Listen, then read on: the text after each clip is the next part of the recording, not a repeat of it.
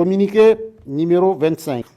Le Conseil national pour la sauvegarde de la patrie tient à informer l'opinion nationale et internationale des événements d'une extrême gravité qui sont en cours au Niger, du fait du comportement des forces françaises sur notre territoire et de leurs complices.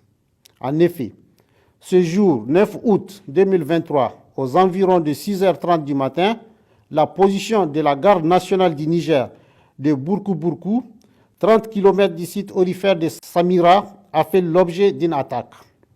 À cet instant, le bilan n'est pas encore établi.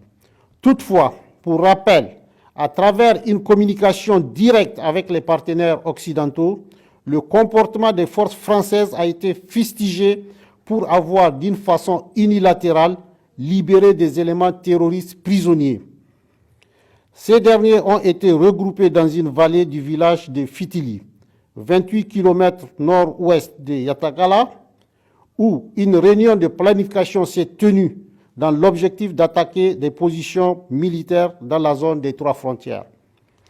Ces chefs d'éléments terroristes libérés, au nombre de 16, ont été appréhendés dans 3 opérations, dont 2 en territoire nigérien.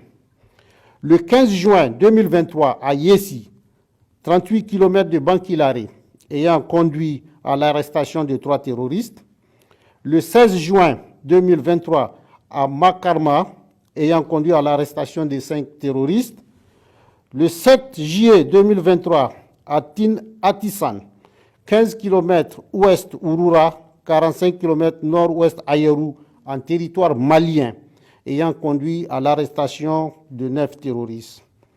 Toujours dans leur volonté manifeste de déstabilisation, ces forces françaises ont fait décoller ce jour 9 août 2023 un avion militaire de type A400M de N'Djamena à 6h01 locale.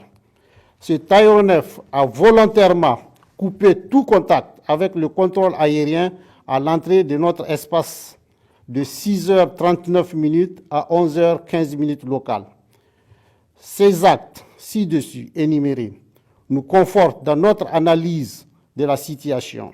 Mais au-delà, depuis la prise du pouvoir par le CNSP et dans le souci d'une nouvelle approche sécuritaire, nous assistons à un véritable plan de déstabilisation de notre pays. Ces désordres sécuritaires planifiés par ces forces françaises, comme ce fut le cas au Mali et au Burkina Faso, a pour but de discréditer le CNSP et créer une rupture avec le peuple qui le soutient dans son action, de créer un sentiment d'insécurité généralisée en tout état de cause. Le CNSP et les forces de défense et de sécurité rassurent le peuple nigérien quant à leur détermination à assurer la sécurité des personnes et des biens et défendre l'intégrité du territoire. À cet effet, le président du CNSP, chef de l'État, chef suprême des armées, a ordonné les mesures suivantes.